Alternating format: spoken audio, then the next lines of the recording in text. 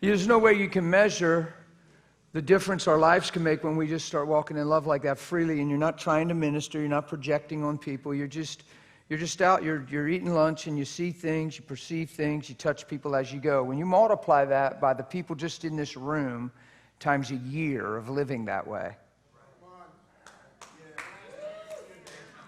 Yeah? How do you measure that? It's really immeasurable, and I believe it's the army that's rising up. I believe it's the glory of God that wants to cover the earth. People walking in the truth of what He paid for. And it's not about who's who. It's not about a name badge. It's not about a position. It's about sincere love in one another because Jesus paid the price. Like, every person on the earth has that value to God. Like, we've been brought up thinking we're not significant. Some people get a low esteem at an early age because of circumstances.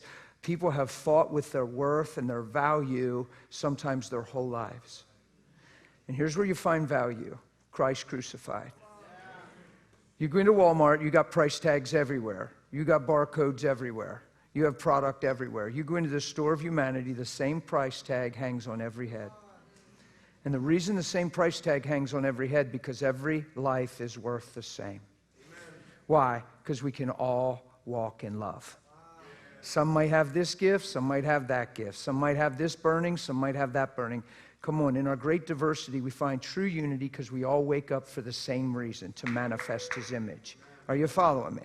One's not greater than another. Walking in love is where it's at. It really is. Now, somebody could probably call this rebellious, or this is too strong or hardcore, but I'm going to tell you this straight with the video thing running or whatever they're doing. Don't let anybody tell you you can't follow Jesus. Don't let anybody tell you you can't love like Jesus loved, because it's scriptural. It's scriptural. Okay. Let me just show you just one. Let me just show you one. It's scriptural, but I want to read one. Don't let anybody tell you you can't follow Him.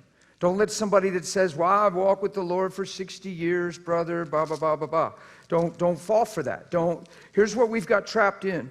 We've gotten so busy following ourselves and studying ourselves and comparing ourselves among ourselves that we let our own experience become our highest truth. And then we suppress the grace of God through not believing His ability to change us and give us something else. So we actually look at us and say, this is us.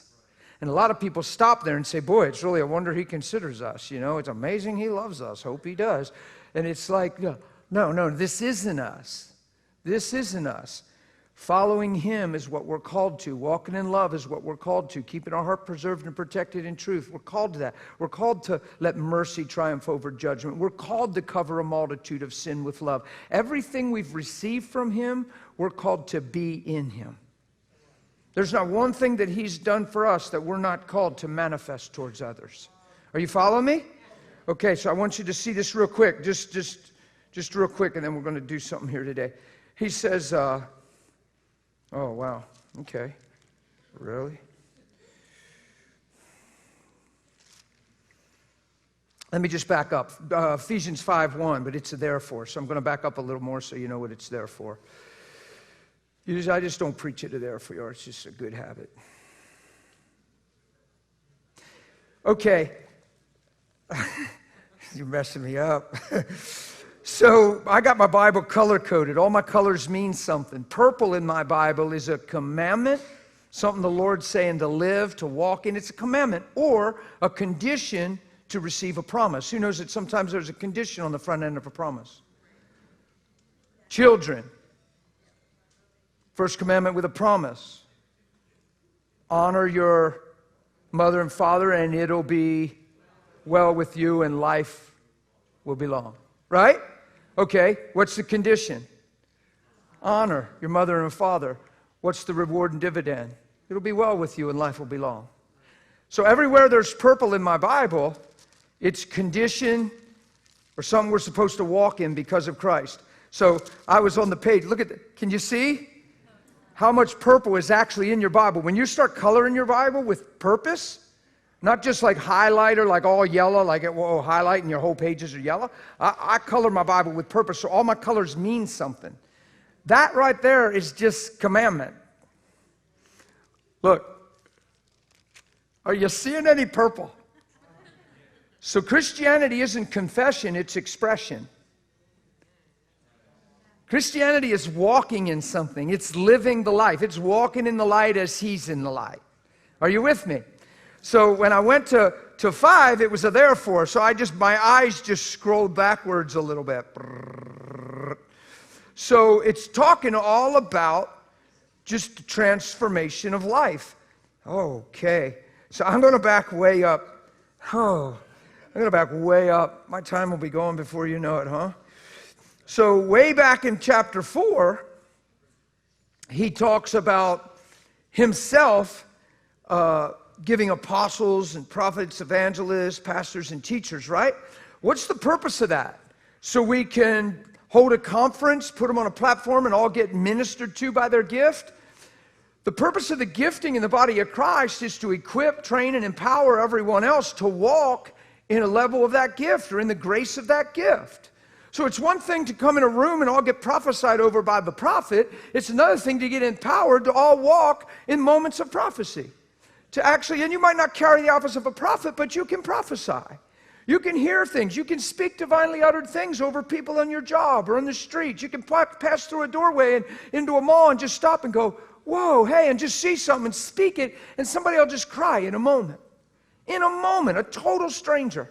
Like those kind of things, I don't even share those testimonies much because, I just think people understand those testimonies are out there. Like, without being arrogant, without being exaggerated, I could stand here probably for 2 hours and just share those things without thinking that I've seen and experienced because of just getting up and living in Him.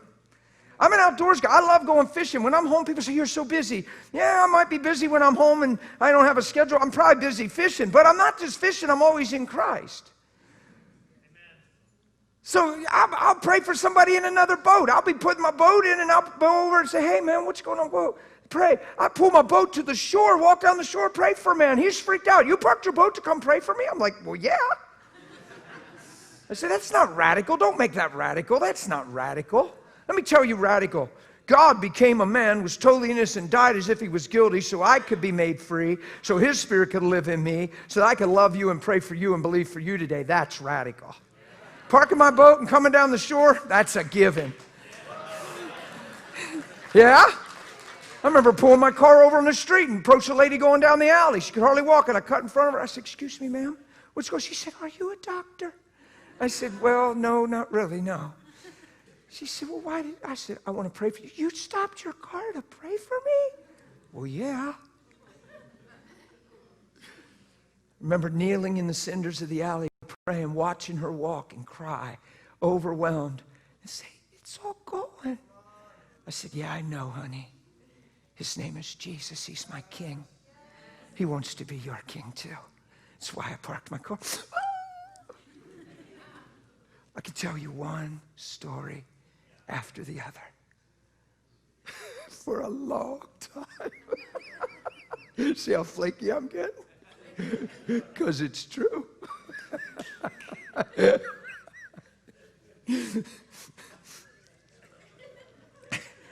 If you're all caught up with other things, this purple isn't legalism. This purple is a conduct of Christianity. It's a conduct of life. It's not legalism. It's what we live now that He came. So if I got apostles and prophets and evangelists and teachers and leaders and stuff like that in my life, and they're imparting things that are in their life into my life, it's for one reason. So I'm equipped and trained for the work of the ministry. And that doesn't mean ushering, greeting, and collecting offering. That's all part of the necessary thing to keep the ship rolling. But let's make sure that this right here, that the whole reason we have the blessing of this meeting house is so we stay focused and make sure that we continue in why we gather. Stir one another in love and good works. Let's just not get tricked into trying to do better church and have better services and attract people and do stuff that people like to sit under. Let's make sure we're empowering people. The biggest trap of any local pastor is turning inward and just trying to do better services that people want to attend and then feel like that's success. Multiplying Christ is success. Multiplying Christ is success. Are you with me? So I got all this purple. I'm just going to read purple for a little. So we got this for the equipping the saints, for the work of the ministry, for the building up of the edifying of the body of Christ. How long is this going to last? Till we all come to the unity of the faith. The faith. Not faith, the faith. The Bible mentions the faith all through the New Testament. I don't know if you ever noticed that. Faith is one thing. Faith could be something in my tool belt to move a mountain. Faith could be something to receive a promotion. Faith could be something I release to see a healing. Faith is something I've been given by God. Faith comes by hearing and hearing by the word. We all have a measure of faith. I could activate faith and release faith through the truth of what I see about Jesus to release something that God wants to do on the earth through that faith, right? That's an aspect of faith. But the Bible talks about the faith, being built up in the faith, continuing in the faith. The Bible puts the word the in front of faith, making it a thing, like categorizing it, like the faith, unity of the faith. Like we're to strive the faith. We're all in one faith. I'm like, well, I don't know if we all have one faith. There's a whole lot of different beliefs out there. See, he's not talking about that. What he's talking about is the truth of who we've become now that he came. And we're continuing that. We're fighting the good fight of faith. What are we fighting? The good fight of faith. There's this truth about our lives because of him, and we're all in the same basket. So what is the unity of faith? The unity of faith is me living in Pennsylvania. There's some people from Michigan, did I hear? There's some people from Washington, right? Whole bunch of y'all. Y'all look the same too. I said to him, I said, you can tell who's running together. Y'all lit up. Y'all look the same. Y'all look like you've been drinking out of the same cup. And I'm like, what is up with that row over there and that other row? Y'all been running with Chris. It's good. It's good testimony. Way to go, Chris. Other states? Any other states? I'm from PA. Montana, Kentucky. Shout it out. Yeah? Okay, and I got Florida. Tennessee. What? California. That's right. You just flew in from L.A. I just flew back from L.A. He said, you were there? I said, yeah. Sorry you came all this way. We were like, man, he's actually. That was so funny. We're like, I was just there this past weekend. Here's my point. We can live in all them different states. We could have never met. We could have never been at City Quake. We don't even have to know each other, meet at each other, and we can all live as one. Why? Because in our respective place where we're planted, where our sphere of influence is, we all wake up for the same reason. To walk in love, to manifest his image, to reveal Christ through our lives. It's the unity of faith. And you don't let anything change your mind. You don't let circumstances, adversity, the things we're all challenged with. Peter said, don't think it's strange. Your brothers all over the world are going through the same challenges and things you are. Stop taking it personal and don't lose sight of the cause. The unity of faith. We all wake up for the same reason. Right? Right? Yeah? Can you help me? Can you just stand up quick? Not a whole lot older than me, but we don't look totally alike, right? You wouldn't mix us up by appearance. Once you get to know us, if we're in the same church and he gives you his name and I give you my name, you wouldn't confuse us and say, man, I get you guys mixed up, right? Why? Truth is, he doesn't look like me and I don't look like him. But watch, we can both look exactly like Jesus. That's what makes us one. We've been given the right by God through the person of Holy Spirit to walk in love and look like Jesus. That's what makes us one. Are you with me? All right. It's a big deal. So we're going to grow to the unity of faith and the knowledge of the Son of God, to a complete man. Your Bible might say a perfect man. Not talking perfection, completeness, fulfilled, fullness.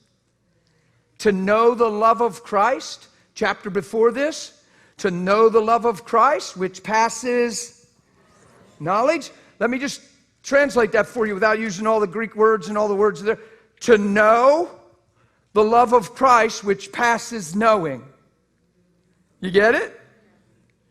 To know, which passes knowing, the love of Christ is to be filled with all the fullness of God. That sounds intense. So I'm going to know the love of Christ and be filled with all the fullness of God. I bet he's complete. I bet he's full. I bet he's not empty. I bet he's not lonely. I bet he's not looking for attention. I bet he's not insecure. I bet he's complete.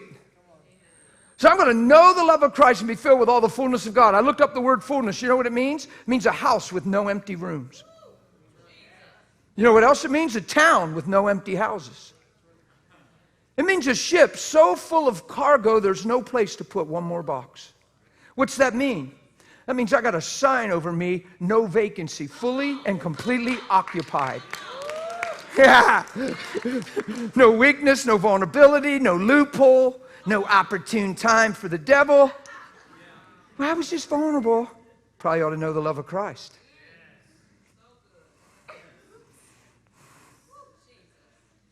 Y'all good? Man, these words are amazing. So we're going to grow to a complete man. A house with no empty rooms. A complete man, a full man, a perfect man. Watch.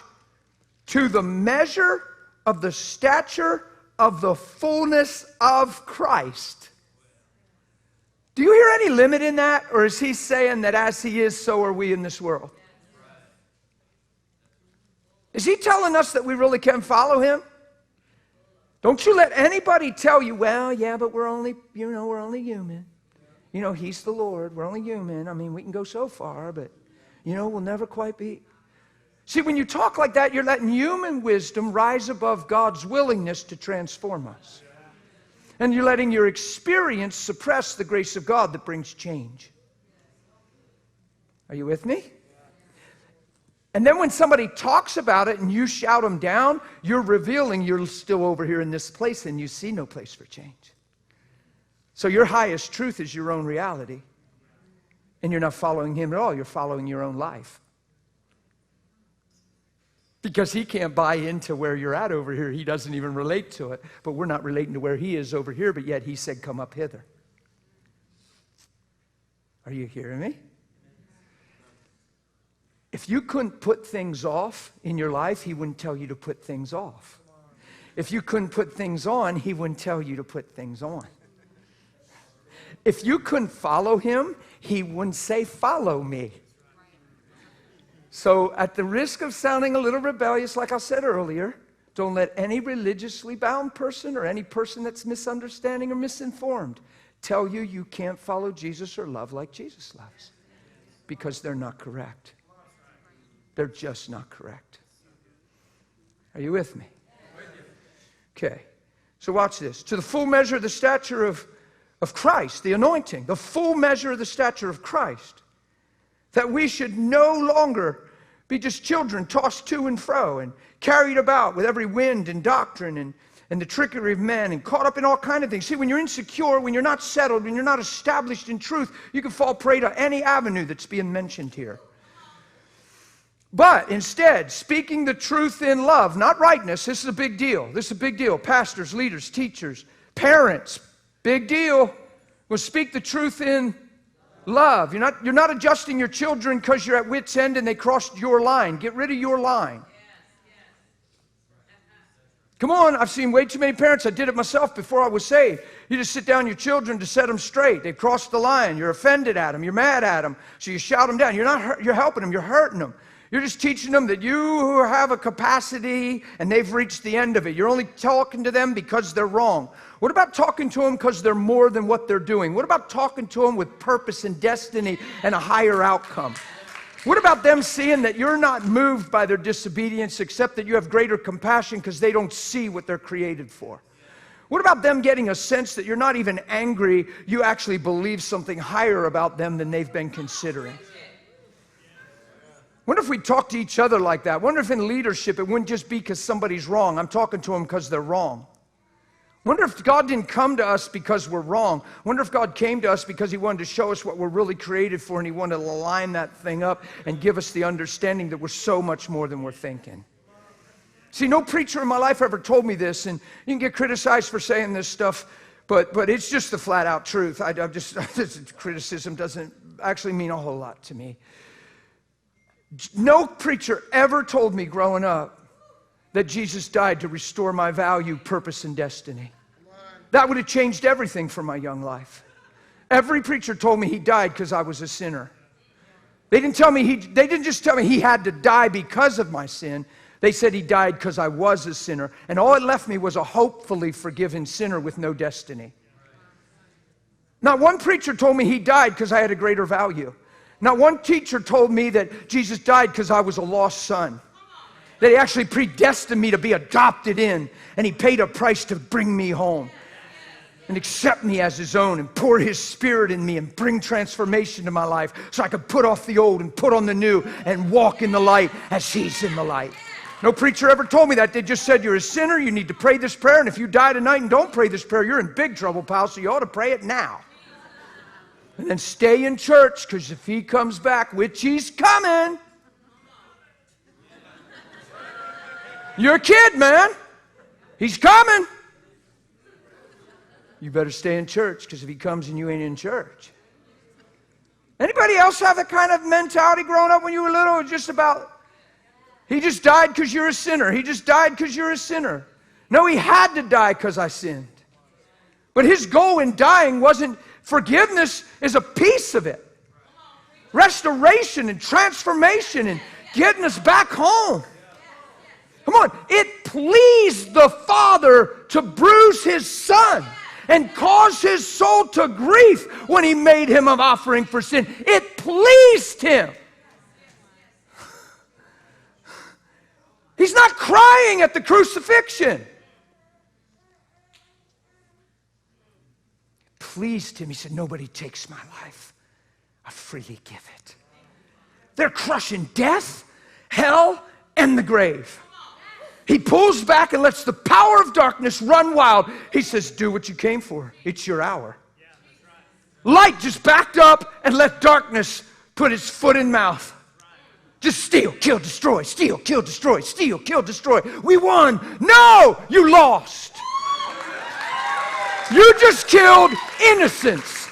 You just shed the blood of innocence. And now not the blood of a bull, not the blood of a goat, but the blood of innocence, and a man at that, pure and holy before God, spotless, a lamb, is going to be applied to the mercy seat in heaven and make mediation for every man that would come by faith. Woo! And you tell me to settle down. Not today, friend. Tomorrow ain't an option either. This thing is real and it's powerful. And God said, you know what?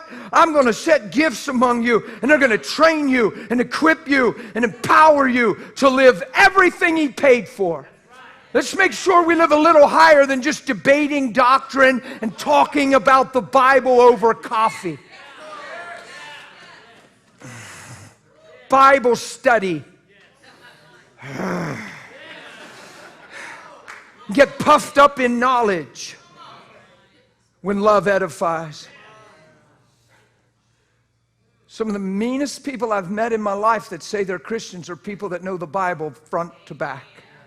The meanest people I've met. That's tragic.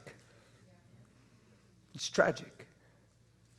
So if you've become mean, reevaluate what you're doing. And I don't care if you can quote every scripture backwards. It doesn't mean you know him. It's your love that reveals if you know him. Because if you loveth not, you don't know him. Period.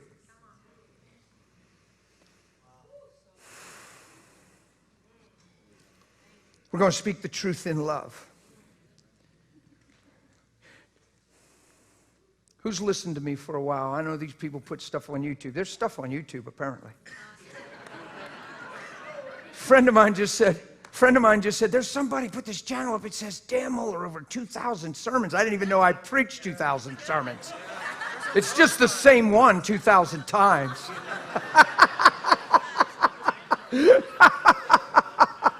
They got all this stuff on YouTube. Ain't that something? And they're long. Some of them got to be long.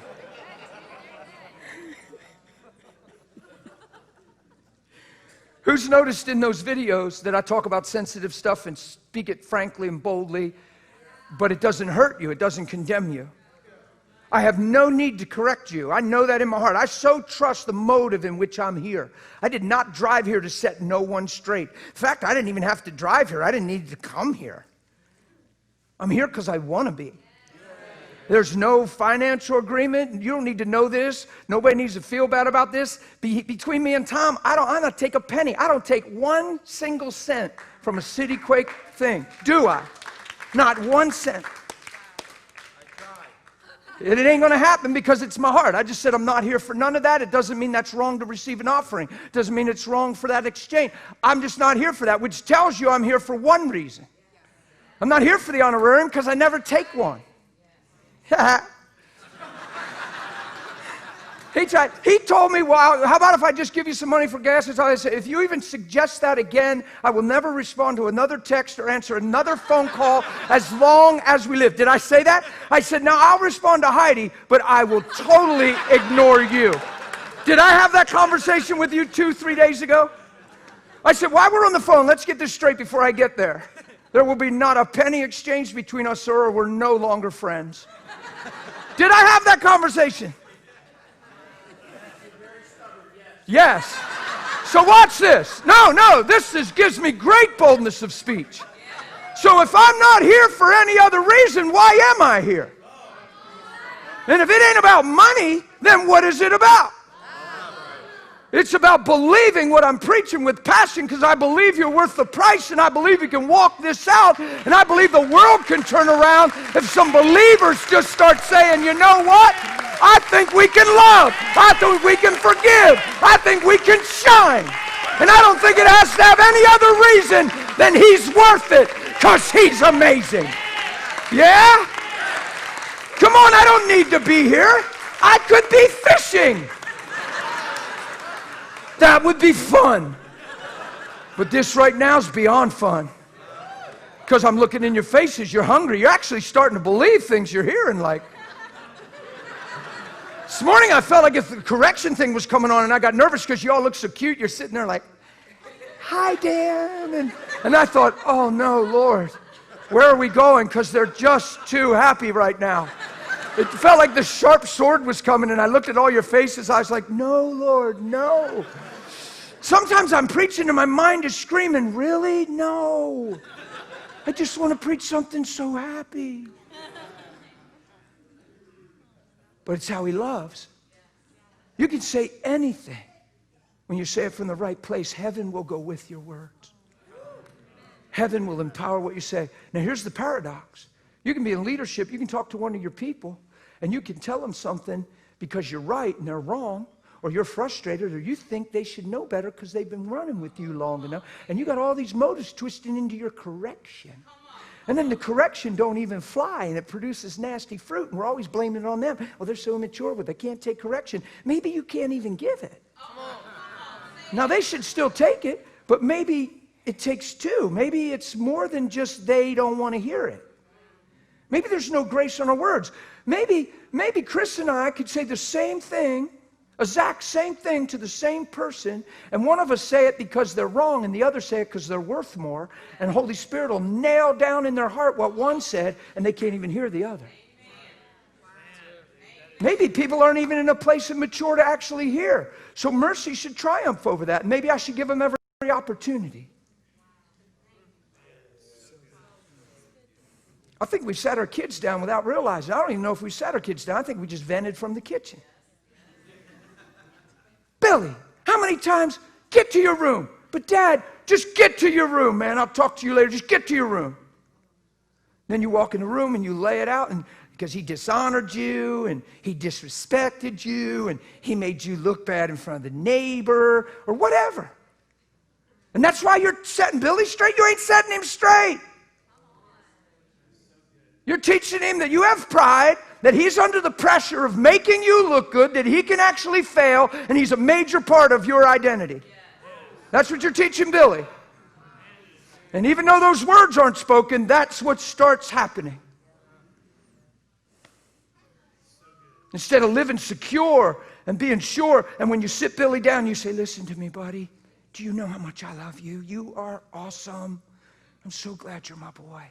And I want you to understand that what happened to Will had nothing to do with, listen, and you separate your identity from him, and you teach that you can have this amazing flow. See, people say it's so unfair. They say, if you want to see a man of God, look at the countenance of his wife. If you want to see a real man of God, look at his children. There's people that were trained up and brought up with every reason to run well, and they're running wild. It's no reflection on the person that brought them up. It's a reflection on the decisions they're making. And you're telling me that that's going to fall on the person? That's why parents are so under pressure. That's why people lose their disposition when their children run wild. Because even the church thinks the parent had to do something wrong and the child wouldn't be in that place. I don't know. In the prodigal son story, sounds like the father was pretty cool. I think the parable's more about the father than it is the boy. But it doesn't sound like the father should have brushed up on his parenting skills, that the son ran wild because of the deficit in the fathering.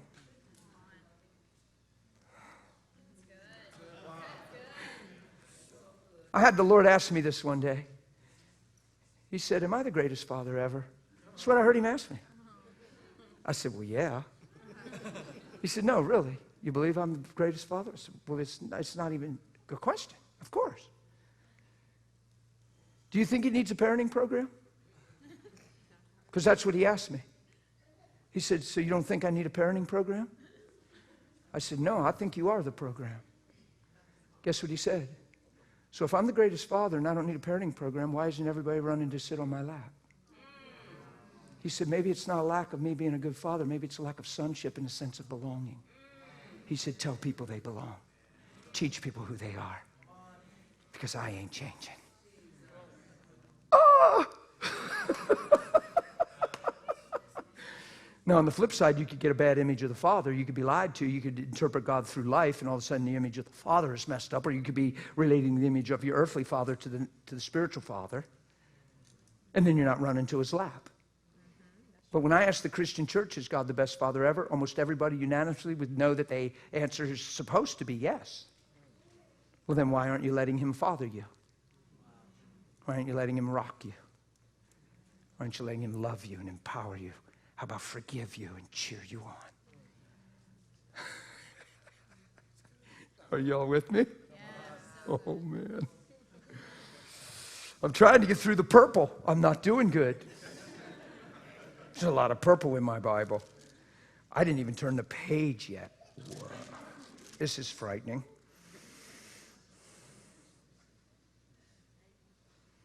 We're going to speak the truth in love. I camped there for a while, didn't I? It's really, really, really, really important that you speak the truth in love. And that you speak because of the value of the people, not because of the doing of the wrong of their doing, but the value of their lives. And it's not that we're denying it was wrong. We're trying to teach them there's so much more than that. And if we can adjust something, they can live up to their value. And here's what I learned. You can tell somebody that they need to stop doing it all day long and tell them why, because of the ramifications of what they're causing. And that doesn't seem to change lives. Or you can teach people who they really are and what they're created for and what they're called to be. And you can try in a healthy, holy attempt, without exaggeration, impart to them a truth that comes through the gospel where their value can actually raise up and they can actually see themselves worth it in the sight of God because of the cross, and their esteem and their value shifts from this lie to, wow, God sees me worthy. I'm worth the blood. He wants to live in me. There's potential to my, and all of a sudden when you can raise the value of a person's life and teach them who they are, their life automatically changes because their esteem is connected to their behavior. Almost every addictive cycle can be proven that it's attached to a low esteem, to a low value and view of your individual self. Almost every addictive behavior. I mention porn a lot because it's more relevant than I realized, even in ministries and stuff. There's no man, let me make a strong statement, no man could be bound in pornography if he knew who he was. Because you'd see yourself clear, there'd be no attraction, and you'd actually hurt for the people that are living in an exploitation. There'd be no entertainment there, because life in the Spirit is way different. If you see the value of who you are, you won't be trapped in those vices. In fact, they would totally lose their attraction completely.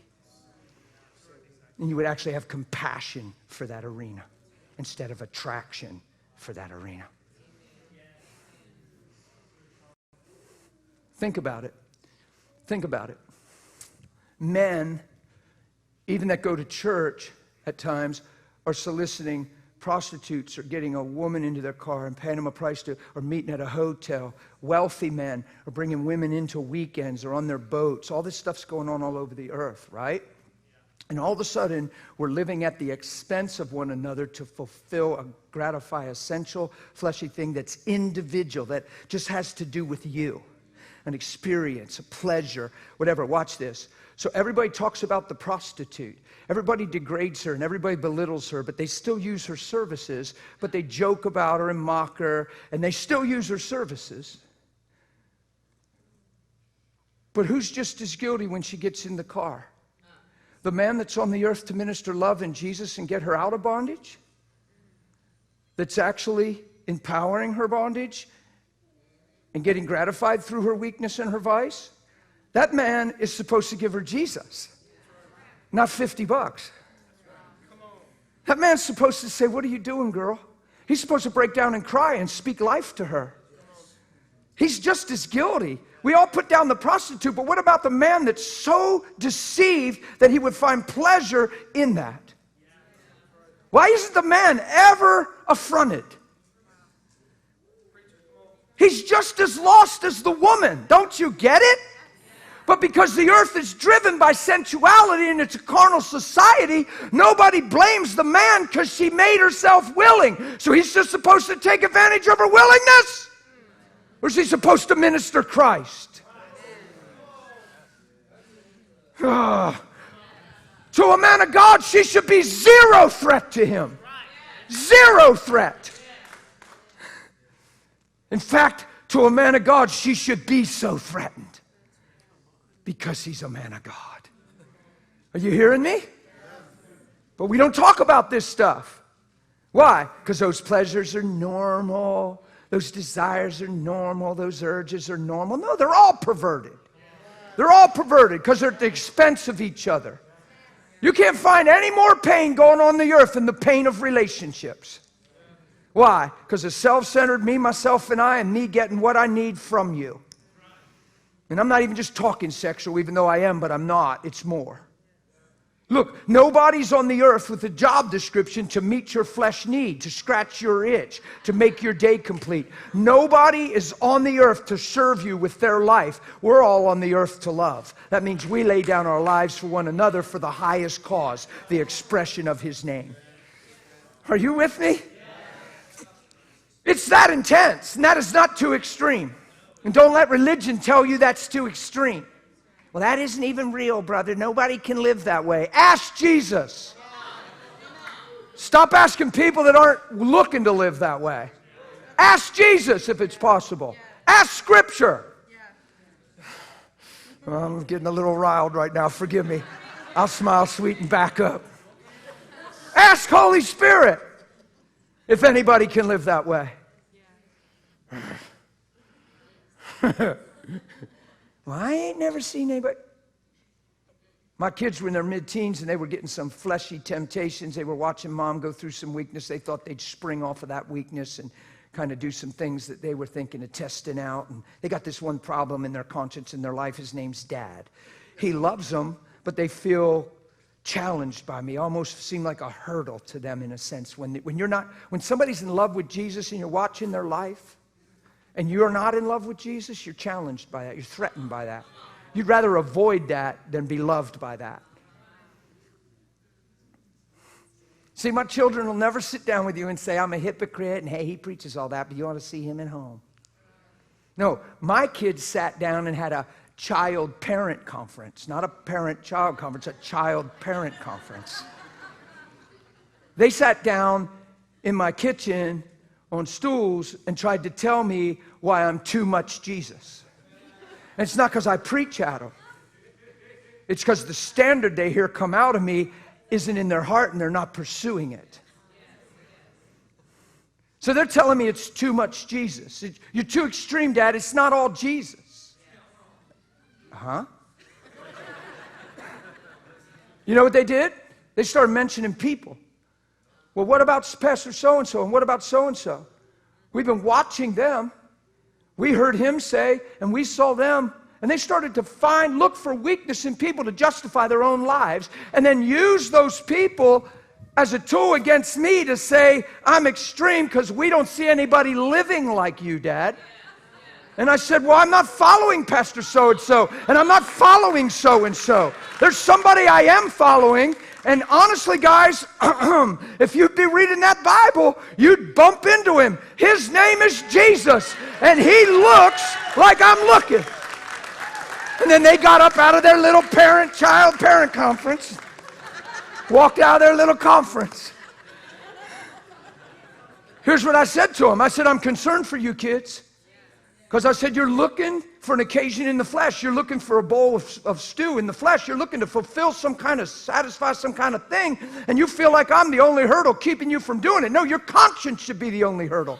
You shouldn't have to get by me. You shouldn't have to try to compromise me or tweak me. I said, you're looking for a loophole for an occasion in the flesh. So you're trying to shout down what I'm presenting to you guys, but if you look at Jesus, you have your answer. And they walked out of the kitchen. My kids love me. My son so respects me. My son respects me. My son put himself through hell. My son went into drugs. He just messed up bad. And he doesn't even totally know why. He just felt anger and rebellion. Well, he does. It came to him after he got out of it. It wasn't until he got out of it. He said, Dad, I felt like I was under so much pressure to be like you. And I said, I know. And I told you 1,000 times over, that's a lie from hell. Don't you ever believe it. You be the best you. You aren't following me. You're following Jesus. But people, well-meaning people, always prophesying over him, using the whole ceiling and floor prophecy, and your dad, and you're going to do so much greater, and you're going to sow, and your life is going to so far outweigh the accomplishments of your dad. And they're just comparing us nonstop. So now he feels like he's got to do something bigger than he thinks I'm doing. And they're calling it prophecy. And here's a kid under pressure. And you know what started happening? He started resenting he was my son because he felt like he had to do Jesus instead of get to do Jesus. And all of a sudden, the devil just started to scheme and scam his heart to where all of a sudden he had all this animosity in him instead of hunger. And the more rebellious he got, and I could tell I was losing him. I had no contact. It's like I would talk. I was talking to the wall. You know what I mean? It was like he'd shake his head, yeah, but there was no yeah there. And he just... And then when you're in that place, you feel ashamed. You can't look back. You can't face Dad. You're angry, you don't want to face Dad, you're on your own tangent, you're dying inside, you know you're messing up, but you're already full bore. And the more you live this way, the more you feel trapped there, the more you try to tell yourself it's okay, it's going to work, I'll just get new friends, new environment. But you have to literally forget where you're from. And you can't. Are you all with me? This went on for a long time, people. A long time where I didn't even hear the voice of my son, didn't even talk to him, didn't even see his face. Living in my town, didn't feel like I was supposed to chase after him. Had no ability to hug my son, so I'd hug your son. Why? He's worth the same as my son. You'll never convince me that my neighbor's kids are less valuable than my own children. They have the same value as my own children, to me. I will not covet my children and be biased. There's an inheritance and all that good stuff, and I get it. But I will not weigh my kids greater than yours. Because they're not. Your children are just as much valuable. You'll find out one day I'm telling the truth. If you don't let that sentiment and all that stuff blow away in the Holy Ghost, you'll find out in that day. But you know what's cool? When he broke and he knew that he couldn't live this way anymore and he was deceived, he did just like that story. And I'm not boasting in me. Watch this. Because they tried to talk me out of this. He knew right where to come. Because he had the Father in that story. Because the Father in that story is in me. And I ain't playing church. And I ain't just singing hallelujah to the Lamb and getting all busted up in life. I'm surrendered and I'm laid down and I'm going to love that boy. So when he knocks on the door, it ain't where in the bleep have you been? Yeah. He knocks on that door pale, 123 pounds, broken. Told me he was wiping his behind with T-shirts, stealing to eat. And he's shaking on the porch. And you open your door and this compassion floods you that you're not even trying to look for because it's who you are. And you're not trying to walk out your sermon. You're late. And if you're trying to walk out your sermon, you're plastic. It's surface. You open the door and this compassion floods you, and you don't say, where in the blank have you been? What, are you just rolling in here unannounced after all this time? What, are you just back in? Well, I'm supposed to bail you out. Do you even know what you've done to the heart of your mother? Come on, that's the conversation they get from the elder. That's their dad. Or the faithful church member. That's their mom or dad. Come on. No, you look at him and you say, hey, buddy, man, it's good to see you. And he starts crying out of control. And I said, man, you're not well. You're not okay. You don't look well. Can I come in? Well, of course you can come in. Can I just hug you? Come here. I don't even know where to start. I said, I can start. Let me start. I had him look me in the eyes and say, do you understand that I'm not one bit disappointed in you or angry at you? He said, Dad, that cannot be possible. At this point, that can't be possible. No, I can't believe that. I said, I'm surprised you can believe that I should be something else. Son, we didn't give birth to you so you could live your life for us. God left you have life so you could live his life for his name. Son, you don't owe me a thing. I am honored to be your dad, and I'm not one bit angry with you. And he's looking in my eyes, and it clicked. He looked in my eyes and realized there's zero disappointment in my eyes. And it broke him. He lost it. He said, Dad, I've always heard you preach this stuff.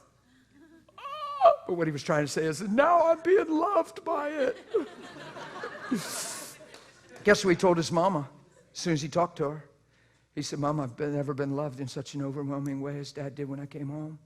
He said he didn't even know how to be angry with me. He looked at me and looked in my eyes, and I could see that all he did was love me, and he was happy for me, that I was changing and that I was home. There wasn't one bit of disdain in his eyes. I couldn't see it, Mom. He's always preached about loving like this, but I gave him the opportunity, and I would have expected him to be angry, and he didn't know how. He said, Mom, all he did was love me. That was God. I've never been loved like this in my life. He told his mom. He said it's life-changing. My son's doing great. Isn't that awesome? I read this sometimes. He put this in my Bible in 2015. He wrote this whole big long thing in my Bible. I opened it up one day and I was like, oh my goodness, who wrote this big page? I looked down at the very bottom and saw his name. And I was like, I wonder what he wrote. Can I read it to you? Yes. I love you, Dad. Thanks for surrendering your life to Jesus and becoming the man of God he desired you to be. Thank you for imparting so much truth in me since I was a young child. For never losing sight of me or my value. For fathering me and sticking by my side through thick and thin. Thank you for supporting me so strongly in this season of my life when I'm learning who I really am. And may the Lord continue to teach and guide you in divine wisdom and revelation as Holy Spirit leads you in all truth. I love you, Dad. Again, thanks. Your son, Daniel. Isn't that awesome? You want me to read this one for you? Guess who this one's from? It's not a YouTube fan. There's a difference, even though a YouTube fan could be sincere. This is from my wife. This is from the woman that I live with 24/7. These are the kind of notes you want from your wife. Not a YouTube fan. Not somebody that even just travels weekends with you. Your wife. A little different relationship. Oh, man, I'm boasting in Jesus, not me. I love this stuff. This is what you live for. This testimony. This fruit. This is going to bring glory to his name forever. Amen. This is from a woman named Kim. She's one with me. I'm one with her. Hope you have the best weekend ever. You're a true man of God, and I doubt God can find many men, if any, on this earth with your integrity, your character, and your heart. Wow. Now, of course, she's biased because she knows me. She doesn't know you. So when she says, I doubt if God can find any man, she's not comparing me to you and you to me. What she's saying is, the Dan I know fits this description, and I can't imagine anybody living the way I see you live. It's overwhelming. That's from my wife. For your wife to write you a note and say, I don't know if God can find many men, if any, with your integrity, your character, your heart. One day we were at home and she just started bawling. And I said, what's the matter? Whoa, I thought this thing was exposing. I thought something was just because we were having one of the moments where she was just breaking down and going to pull something out of the hat, right? She just, I was like, what? She started crying and crying hard. And I said, are you okay? What's the matter? Why are you crying so hard? Honey, maybe. She said, I just don't think I tell you enough how much I admire you. Your integrity is beyond, and I don't think I appreciate you enough. I said, yes, you do. Stop. And she got all blubbery and messy, and I was about getting messy, and I was like, stop. I get it. Love you. I want to play cards or something. She was just getting all, ah! But then she calmed down, and she began to express her heart as a wife and share what she receives being my wife and how she sees me and how it helps her see him. And I thought, well, that's exactly what he intended from the beginning. Out of the fullness of God, he brought forth the woman. Out of the fullness of God in the man. He said, there's no one comparable. Every animal has a partner and a compare. There's none like the man. So he didn't make another lump of clay. He reached into the man and brought out the woman. And made what was one, two. So two could be one. It's a great mystery, Christ and his church. But for this reason, a man shall leave his father, his mother, and the two shall cleave together and become one. Great mystery. This I speak, Christ and his church. Using man and woman. So I always say, if there's a woman in a man's life, it ought to be because of the fullness of God in the man. And then what the woman does is receive the love of God from her man. Not challenge it, not demand it, not take scripture and find out where her husband's lacking and then project on him and command it. But to just be loved by God in her man. And if that man isn't in that place, man, keep being loved by God. Because women, I promise you, I can show you in Genesis 1, you're on the earth for the same exact reason as man. His image. The reason woman's on the earth is not to serve the man. The woman's on the earth to model his image. God's image. He made them both, male and female, after his own kind, after his own image, after his own likeness. That's first. The reason she made man complete is because she provided an avenue and expression for what man was. Not because man was lacking. How can man be lacking if he's filled with fullness? What the woman did for the man is provide him an avenue to multiply, increase till the whole earth be filled with his glory. You get it? And we've turned that into feelings and heartthrobs and romance and need and one-night stands. Ain't that something? So what are we even doing right now? I don't get much done in my sessions. Like, I've done no training. Chris, you need to pick up where I'm lacking, my brother. It's all falling on you. I'm pulling for you, man. I'm believing. You've been in this thing. You are sharp. You're mature. You got a caravan running with you. We can pull it off. Can I say something publicly? I didn't know these were your crew, man. I've been meeting your crew, and I'm like, wait a minute. How come all you guys look the same? Like, you all glowing, shining. They all look like you, right? Like, look at you. Every one of them looks like that, right? So they said, oh, well, we're all here with Chris. I didn't know. I'm clueless. I'm like, I met three of them, and I said, wait a minute. You all look the same. Now I get it. You all carrying this. It's all of them. They're all guilty. What a testimony.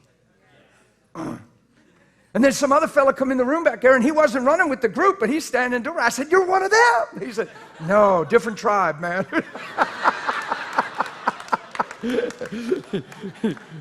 He's not the Christomites. Different tribe. It was so funny. I was like, you're one of them. He said, no. Just love Jesus. We try to get this done. I don't even know what we're doing.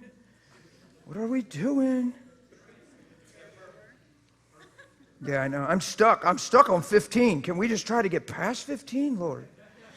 Okay, we're going to speak the truth in love, and we're going to grow up into how many things? All things into Him. All things into Him. That all things phrase, man. We've been given all things, and all things are from God. Peter says all things pertaining to life and godliness, and the all things are from God, right? Phew. So we're going to grow up into Him in how many things? Man, this thing is not just forgiveness in heaven. It's growing up in all things. Attitude, perspective, motive. Yeah? Man. So if your boy, God forbid, but if your boy runs out and does the unthinkable, and it ain't because you lived as a hypocrite, it ain't because you forced his rebellion because you preached one thing and slammed him and shouted him down behind the scenes and lived different and made him mad. No, he just got deceived. He just received an undue pressure. He just thought through a process wrongly, and it produced a nasty fruit and tried to rob a season and maybe his life. And if so, maybe my identity and put pressure on me, and now I've failed as a daddy. Blah.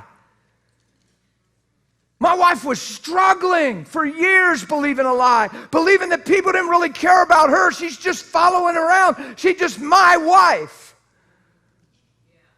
What a way to lose your identity. I realized every time people say hi to me, it's because I'm with you. They like you, and they're supposed to say hi to me. It's not because I don't have anything to bring. I said, honey, that's weird. That's wrong. No, girl, we're talking. I'm like, stop. What are you even thinking? You can't believe that. After 2.5 years of living with him and me and you and him. She said, well, no, I just realized it is true. You realized? No. You're being deceived, sweetheart. You're going to weep for her and believe for her. 8 years. 8 years. So in the midst, she stops coming to church. I'm full-time pastor. She won't even come to church. That's pressure if you don't know Jesus. Yeah, man, come up to me, slip me a book. Here, I need you to check out this book. I'm not a book reader. People hand me books, I take them. I'm strong enough now to just say, listen, man, I appreciate your book. I appreciate you writing a book. I'm not against you or your book. I'm just not going to read it. I don't read books. I got so many books at home. I ask people, do you want to read this book? Do you want to check this book out? I hate to throw the person's book out. And I don't know if I want to totally give it away to just anybody because I really don't know what's in it. It's a dilemma. I got books. Oh. So I give them to people that are bookworms, man, people that read. And I'll say, check the book. And they'll say if it's really good. And then I'll say, pass it on or something. But my wife will check it. But I don't read nobody's books. Anybody that ever gave me a book, I don't think I read anybody's. So forgive me. So don't just give me books. I don't read books. Don't mail me books. Every week I get mailed books. Every week. I don't read them. I'm sorry. I'm not a book reader. I like curling up with my Bible. That's why I never wrote a book, because I don't even read books. I'm not against it. Some people love books. The pastor where I was just at last week, he said, you are going to write a book. I've been praying. I'm telling you, God's going to. I said, no. He said, no. I said, if Jesus comes in my bedroom and says, write a book, I might write a book. I said, after he shows me his ID and proves to me it's him. That's what I told him. I was messing with him so bad. He's like, Pastor Dan, you're going to hear Jesus in your bedroom personally, and you might? Yeah, I've got to make sure it's him. I got to call that security line and have him ask him all these questions.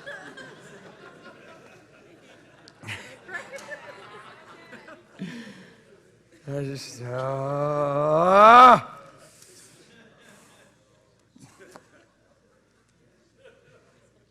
This guy hands me a book, which I never read. I just handed it right back to him. I said, come on, bud, please. Like, come on. Because he's suggesting. Title, How to Recognize a True Man of God. Big, bold letters. Underneath, small letters. Look at the countenance of his wife. Wonder if your wife's believing a lie. Wonder if you got nothing but love for your wife. Wonder if you're weeping when she's weeping. Wonder if you're just praying and believing she's believing one lie. Wonder if she's just in a clinical depression. Wonder if, who's writing books? If you want to see a man of God, check the countenance of his wife. Wonder if your wife doesn't want anything to do with the Lord. You never look at the life of another to interpret the life of another. You look at that life. See, and because people believe that stuff, that's why people don't honor Christianity, because they think, well, if you want to take a good look at God, just look at his people.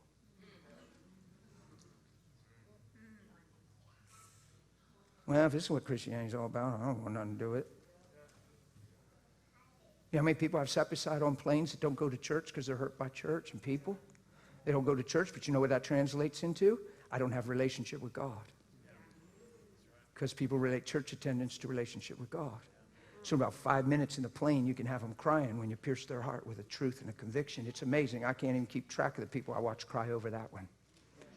So, okay, I hear what you're trying to say, but obviously you have no now relationship with him, see? And now that lie's cost you knowing him and relationship with him. And you know what you said about me a while ago, and when you looked at me and you felt, that's because I know him. Why are you being robbed of knowing him? Because you're hurt by people. And then you start talking, and next thing you know, Spirit of God's there, and they're weeping and crying, and it's fun. Because the lie's being removed. And you take their hand and they actually feel the presence of God coming all over them. And all of a sudden they realize, man, I've been deceived. And I say, he's been here the whole time. He's been wanting to live in you like this. Yeah. And the person in front of you, they're listening, acting like they're not. Person over here, close their eyes. It's true, this stuff happens. I remember ministering with a lady for a long time, and this guy was up in front of me reading a book, and he's on the same page for like 10 to 15 minutes. I was like, dude, you're blowing your cover. Like, turn the page. He's not reading. He's hawking, man. He's like, he turns his ears. He's trying to hear. Do you know how many times I had those little encounters on the plane? I'm talking quiet, trying to be discreet and honor everybody around you. You're not looking to take over the plane. We think, rah, rah, give me the mic. I mean, if God wants you to do that or they give you the mic, go for the mic. But I'm not doing it to overtake the plane. I'm just loving one person that's in need and deceived. And you don't know how many times I got up from that place and people tremble and ask me for prayer before I get out the jetway. Up to 4 times I've been asked by people to pray before I got out of the jetway. 4 people in the jetway waiting for me to get out through stopping me, asking if I have time to pray for them because they overheard whatever took place on the plane. We've never had 5, but we're going for it. There's always time. But we've had 4 a bunch. And one time I had a church congregation because it happened out at the gate check bag crowd, so that didn't even count. I think we put fire on the whole group, But it's pretty fun when you're walking out of a plane and they're waiting on a jetway or they're tapping you on the way out. Can I talk to you for a second? What's up? Well, and then the two other people pass you and they wait. And then you get done and you turn the corner and they're leaning against the wall and you get up to them and they say, hey, are you catching another flight? Are you running late? No, I'm okay. I'm good. I got a little time. What's up? Well, I was just hoping you could pray for me. And the other one's standing up there and you know what's coming. You're like, oh my goodness, there's another one. And it's this little sweet lady.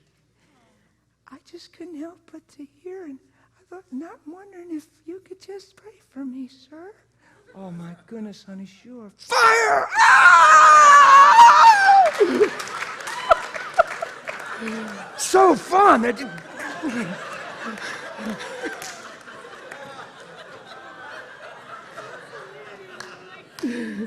Don't do that to the lady. Touch her lightly and whisper. It's amazing how you guys like that stuff. You like that stuff. Look at that. You just like that stuff. I didn't do that to her, Chris. I didn't do that to her.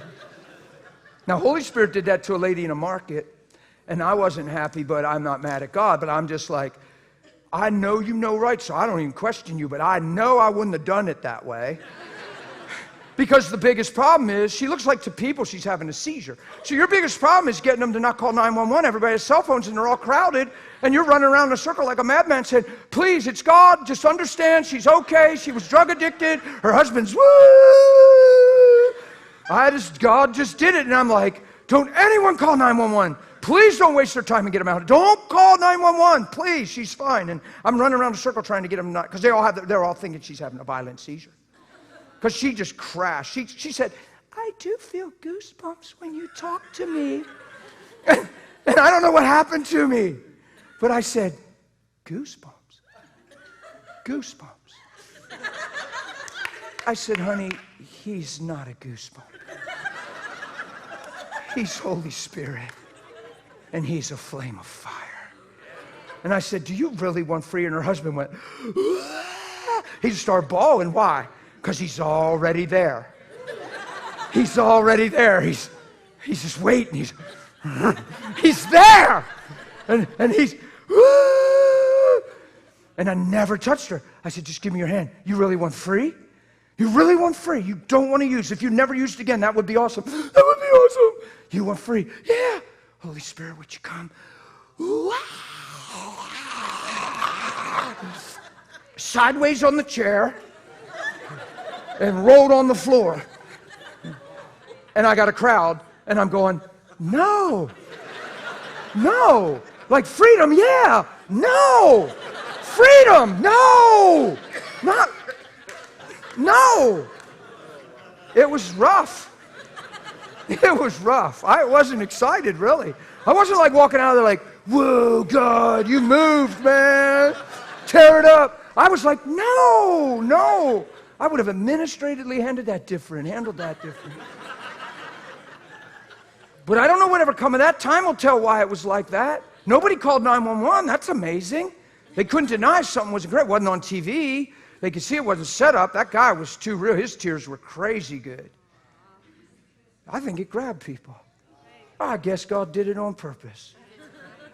I'll bet he knows what he's doing. And it was uncomfortable. And honestly, I'd rather not ever have that happen. Because people react. But he did it. So he must have wanted to, Tom.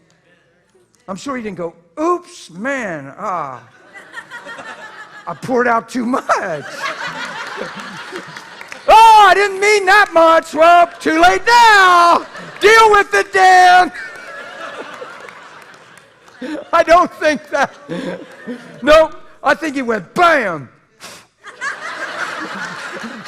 and just let it play out.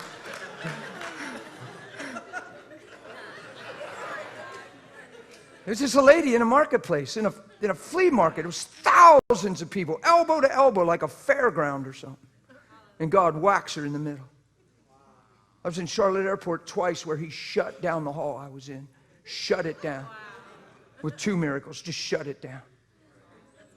Had a whole family surrounding me crying. I didn't even know the family was there. I was so busy watching the man healed. And his little 9-year-old granddaughter or so, I guessed her age about that. When I turned around, she's just staring at me like I'm Superman. But no, because she knows Granddaddy can't walk hardly. And he's walking with a swag. And he's going, whoa, man, prayer does matter, man. Prayer matters. And he's loud. And everybody's like, what?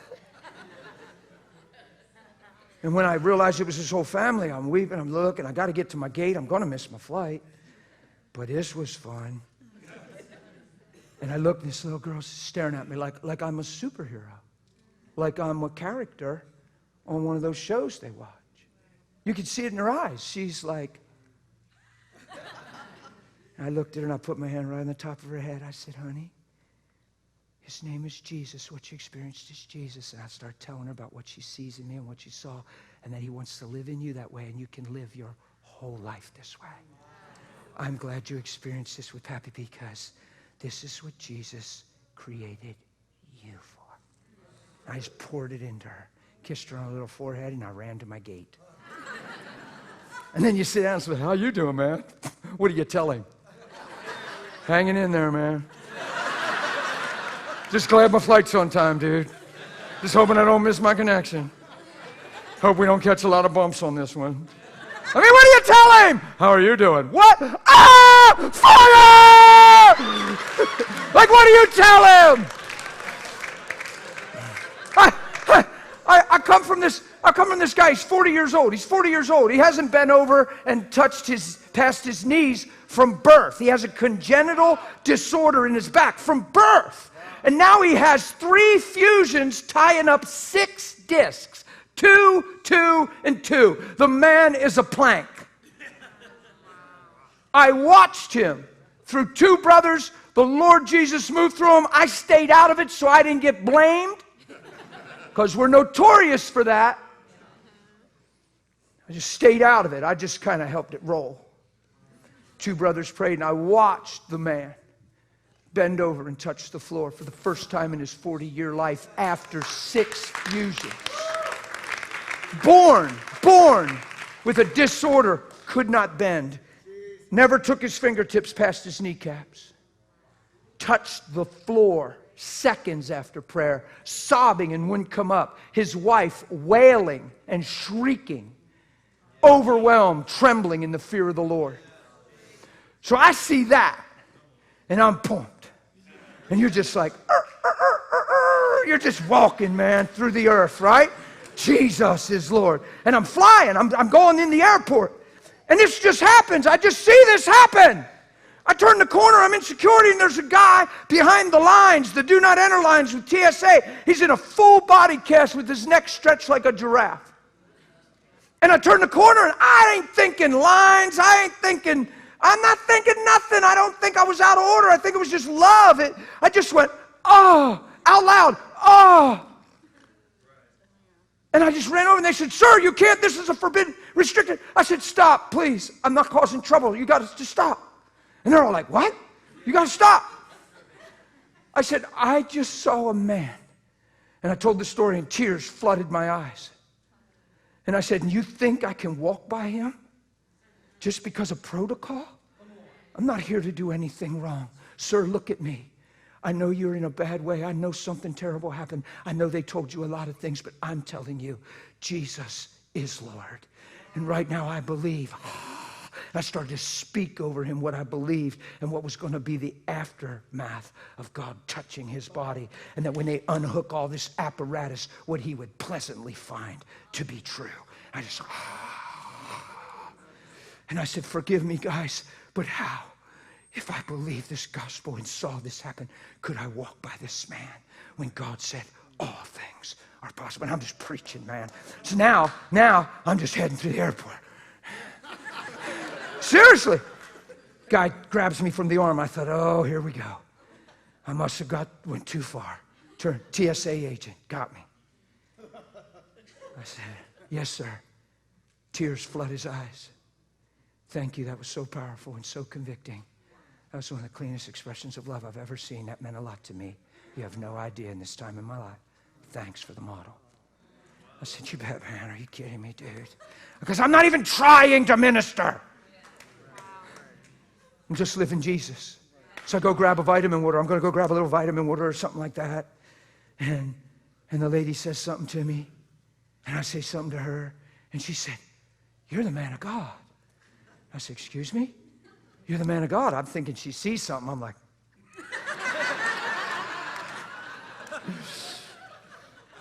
I said, "Why you say that?" She said, "I can recognize your voice. You were just around the corner." She said, "That was powerful. I could hear your words." I thought, "Woo, somebody's preaching over there." She said, "Wow." And she said something, and I said, No, give me your hand. And we prayed. And it just, I think 2 more things happened. Bang, bang. Just overflow of watching God move in one man through true brothers when they prayed. And then I get to pray. Him, her, and 2 people before I got on my plane. I wasn't even looking to minister, just living my life in Christ. See why I said I could tell you for hours stories? Because it's not ministry. It's as you go. It's your life. It's Him in you. And He's the hope of glory. So don't let anybody tell you you can't love, right? So God, Lord, please.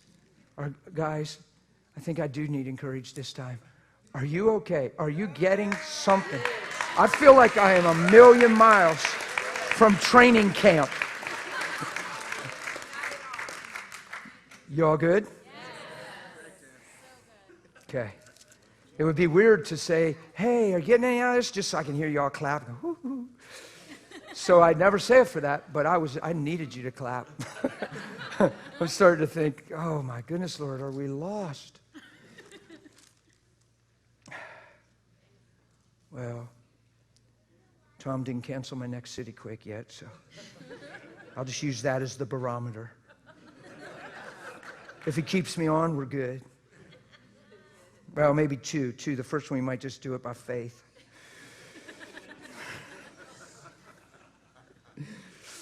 Let me try to get past this speaking the truth in love thing, because it's so powerful, huh? Grow up into Him in how many things? And He's the head, and He's who? Christ. Whom the whole body, joined and knit together by what every joint supplies, according to the effective working which every part does its share, causing growth to the body for the edifying of itself in love. Now here's all this purple. This I say therefore and testify in the Lord, that you should no longer walk as the rest of the world, Gentiles living outside of God, walk, in the futility of their mind. Watch. Having their understanding darkened, being alienated from the life of God because of the ignorance that's in them. See, there's not ignorance in us. Ignorance just means not knowing. Because of the blindness of their heart, who being past feeling, have given themselves over to lewdness, to work all kinds of uncleanness and greediness. But you, oh man, you have not so learned Christ. If indeed you have heard Him and have been taught by Him, as the truth is in Jesus. Are you getting this?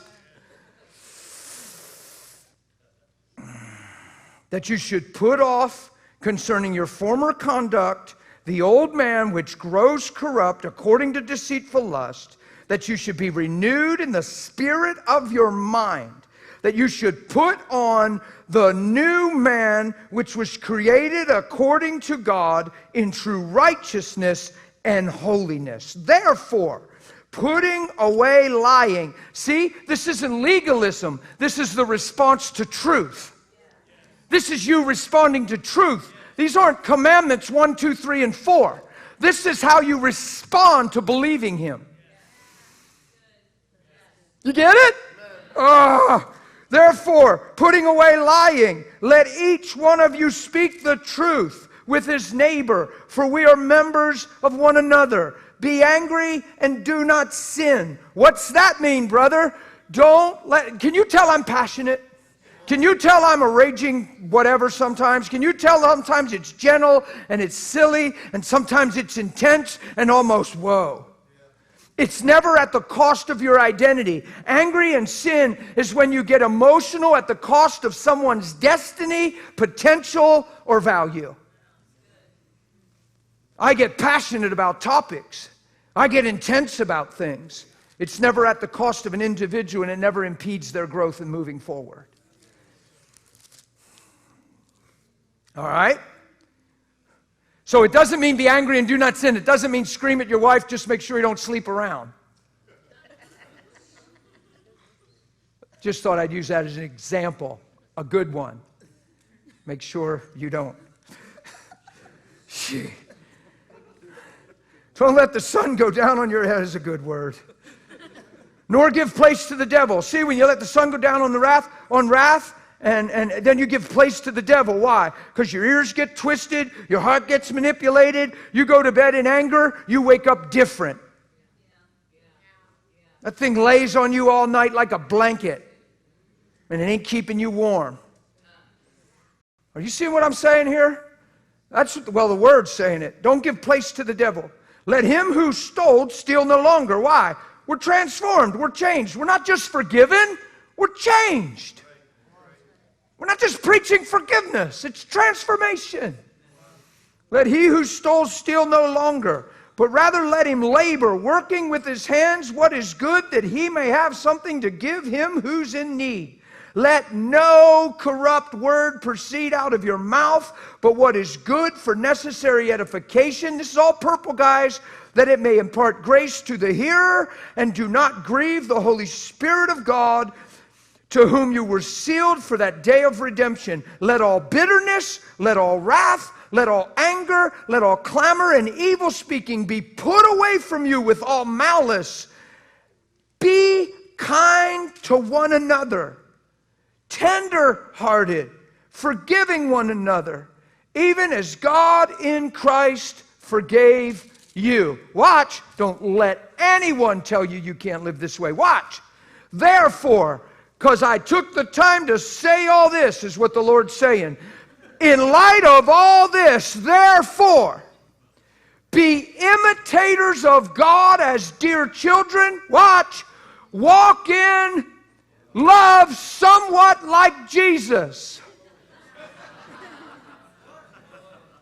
Whoa. What's your translation say? Walk in love just as Christ also has loved us. How are you going to walk in love? Just as he loved you. Do you hear a limit? Don't let religion tell you you can't. Because the gospel says you can.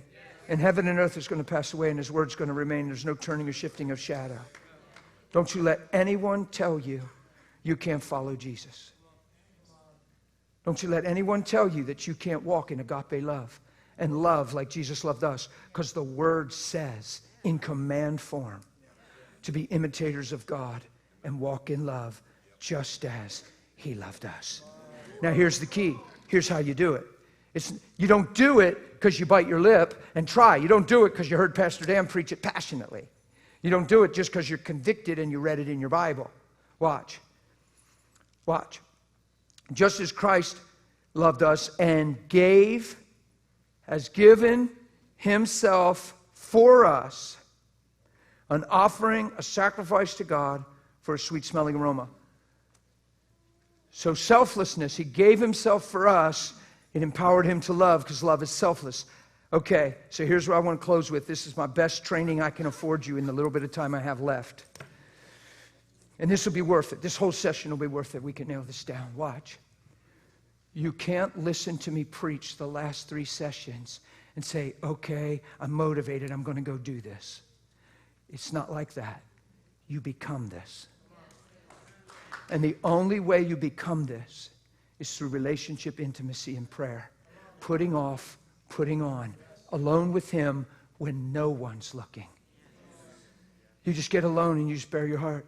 I want to walk just like you walked, and I know it's possible. Holy Spirit, I welcome you. Thank you for the wisdom that empowers my heart to see through your eyes. I so appreciate you showing me what love looks like by the way you lived your life. Thank you that my life looks just like yours. Not afraid of failing, excited about becoming. I know you love me, and I'm coming hard after you. God, I appreciate it. I thank you, Lord. Nobody owes me a thing. I am not waking up to find my identity through others. I have left my heart in that place for so long, for so many years, and I realize that is just a terrible place to live, and you have never created me for that, and you never called me for that. So I put that all down, and I call it all dead. Man, nobody owes me a thing. I fit. I belong, I'm righteous, I'm clean, you love me, I'm free. Don't need delivered, I have been delivered. And I thank you, Father. And all of a sudden you are declaring the truth, and you're believing with your heart, and out of your mouth you're making confession unto salvation, and you're not reading a sheet. You're just communing your faith. And Holy Spirit, because you're saved by grace through faith, says, yeah. And he gets all excited, right? Because he's the God of all grace. And grace isn't mercy. Grace isn't a pardon. Grace isn't a permission slip. Grace is empowerment. A lot of people think grace, people say, boy, I sure thank God for the grace of God. I mean, man, did I ever blow up on my wife today? I thank God for his grace. No, you're talking about mercy. His grace keeps you from blowing up.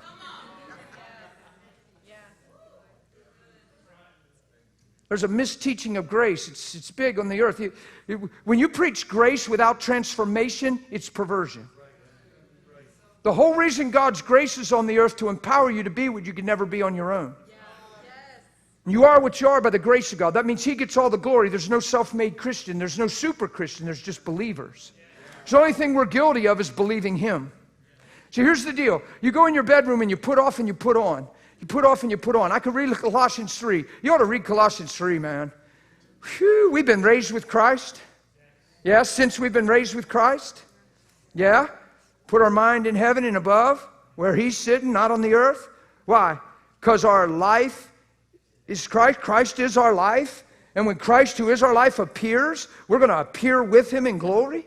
It says, therefore, because this is all true, put to death all these things that are flesh and put on all these things that are him. That's a place of prayer. That's a place of, wow, Father, I thank you. I just put off anger. It's not about managing it. It's about saying, what am I even there for? Are you kidding? No one owes me a thing. I'm done seeing men through flesh eyes. You've given me a higher wisdom, and I thank you, your eyes are in me. God, when I leave this house today, I'm going to see what you behold. I'm going to see what was always there. You're training my heart, teaching my heart, and empowering my heart. Holy Spirit, I thank you for being my friend. And all of a sudden, with an unveiled face, you're communing with God, with passion and boldness, receiving all the time what's necessary to walk out your convictions. So here's what happens. You put your faith in the truth in a place of prayer when nobody's looking. Grace comes to make that truth your reality. Now you're walking in love without biting your lip trying to love. Now you're forgiving without trying to forgive. If you're trying to forgive, you're in unforgiveness.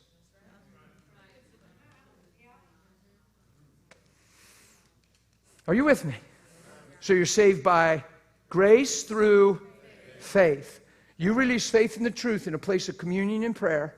Grace comes to make that truth your reality, and now it's something you become, not something you do. So all you're doing should flow out of healthy being. So your life gets established in Christ and the fruit thereof. You know them. You know them. Identity. You know them by the way they live. Why do you live that way? Because I've become that way. Why do you do righteous works? Why do you bear righteous fruit? Because I'm righteous in his sight. I'm a righteous tree, the planting of the Lord, that he might be glorified. When I believe righteous, I live righteous. Romans 6 says, righteousness itself has the power to produce holiness in my life without me biting my lip trying to be holy. Are you with me? So if you wake up and believe you're a son, your life will start looking like sonship. If you wake up and reckon yourself dead to sin and alive unto God and present your members unto righteousness for its fruit to holiness, guess what will happen? The desires, the temptations, and the things you were trying to ward off and fight, you don't even hear and know and see. It's like your eyes are fixed. You're in him. You're an answer-conscious, answer-driven person. You're not a man trying to escape trouble. You're out of darkness into light. You wake up in Christ Jesus. You don't wake up and try not to sin. You wake up enjoying being his. Are you with me? It's how you walk out your life. And that's how you be imitators of God. And you walk in love. And here's another part that you put to the hardcore place of faith. You don't grow weary in well-doing. Don't come up with a language that justifies things that's not his image. Don't let time change truth when truth doesn't know time. Do not grow weary in well-doing. You come to a conference like this, you rah, yay, yay. Satan comes immediately for the word. He doesn't want it rooted in your life. Throw something in your face to say, yeah, right, okay, yeah, rah, Christian conference, yeah, right. Boom. Who's ever had that? Who's ever counseled somebody what they ought to do in their life and the same thing comes pounding on them?